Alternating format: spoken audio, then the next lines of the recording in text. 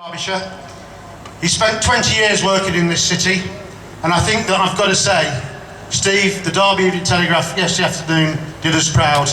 Can I give you, ladies and gentlemen, Steve Hall.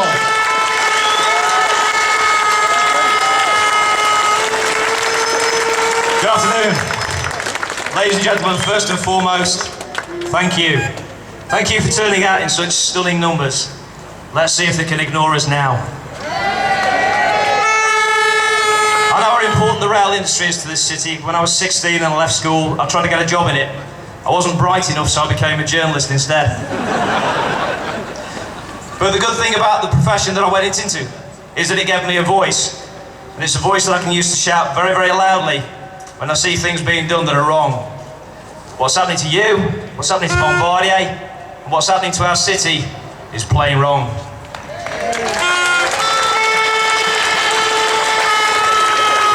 Now, as Mark said, I'm not a politician, I'm not a trade unionist. The Derby Telegraph doesn't follow a party political line. And it's fair to say that we're pretty brassed off with two governments who we think have let you down, let Bombardier down, and let rail manufacturing down in this country.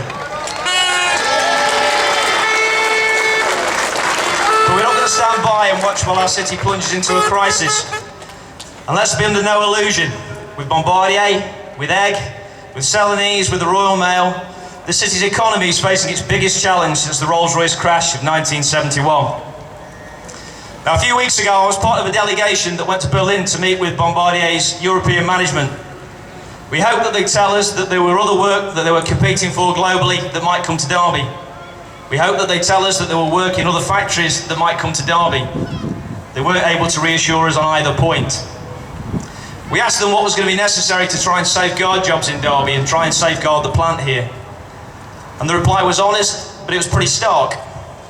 You see, Bombardier had been working on the premise that as the only UK rail manufacturer, as the only company continuing to support UK rail manufacturing jobs, that they might stand a decent chance of winning contracts from the UK government. And if that wasn't going to be the case, then they were going to have to rethink their entire strategy. Remember, French trains have to be built in France, German trains have to be built in Germany, but it seems the best way of getting a contract in this country is to bid from abroad.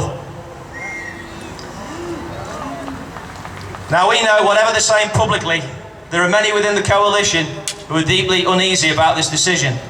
We know there are many others who are very worried about the repercussions from it. And we still believe that if there's a political will, there is a way to do something about it. There are many within the industry themselves who think that there is a reasonable challenge to the Siemens award of the contract on their technical ability to deliver it. They haven't got a lightweight bogey, and they haven't got a hope in hell of delivering one in the time that they've got. We've also spoken to EU law experts who say that even at this late stage, before sign-off, there is nothing to stop the government from insisting that if they leave the contract with Siemens, they should subcontract a large part of the work, maybe even as much as 50%, here to Derby. As I say, if there's a will, there's a way. Derby will hold them to account.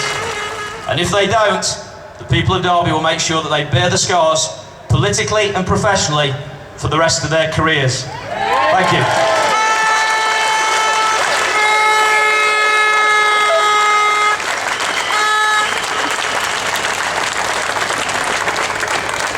Just before I introduce the next speaker. We've got to start winding this campaign now. They're trying to isolate it to Derby. What we've got to do, we've got to get down to that Tory party conference and ask them, where do you stand? We've got to get to that Liberal Party conference and say, where do you stand? And we've got to get amongst those Labour Party people and say, where do you stand as well?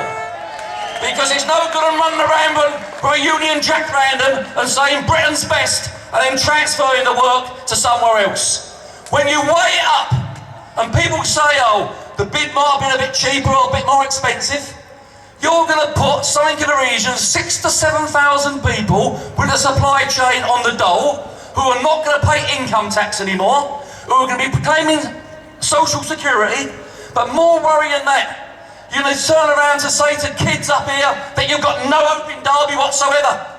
When you was a kid in Derby 30 years ago, you worked for Rolls-Royce, you worked for the railways, or you worked for the council. And what they're going to create is complete social deprivation in this city. And we've got to turn around and say we want a different kind of society. There should be enough work for the Germans, the French, the Spanish, and for British people as well to build trains. There's enough trains. It's an expanding industry. There should be enough, but we need to share it around for everyone. I don't want to see Germans on the dole or French. They're my friends. But I've got a duty, the same as you've got a duty, to defend the people where you come from. So let's get into every single MP's constituency throughout Britain. Let's unite and ignite the trades councils throughout Britain. Let's ask every sponsored MP where you stand. And by doing this, you've got an opportunity to reaffirm your faith to what we stand for and our commitment to not only the skills in Derby, but to turn around and say, you're not going to shut our works down and we're going to build high quality trains in Derby for another 100 years. Let's get up and fight!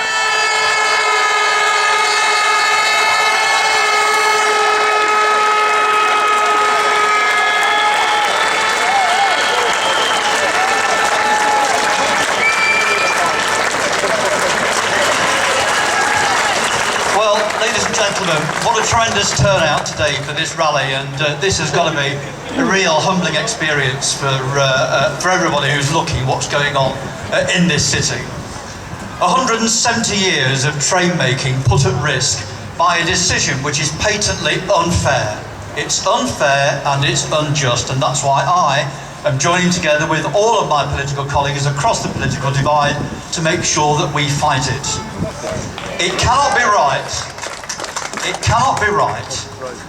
that we lose a contract in Derby whilst at the same time 96% of German contracts stay in Germany, 96% of Spanish contracts stay in Spain, and surprise, surprise, 100% of French contracts stay in France. So what is our government doing wrong? What it's doing wrong is it's looking too narrowly at the value of the contract. It was Oscar Wilde that said that a cynic is someone who knows the cost of everything and the value of nothing. And I think that's what sums up this particular assessment of this contract. They've evaluated the cost of it, but not the value of it. From Bombardier, they represent all of the unions that's on the workforce. These are the people who we're fighting for, ladies and gentlemen.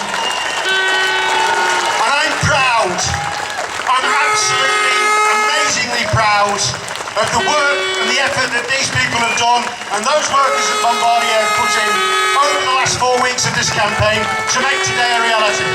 I think that these people deserve your support and will get your support.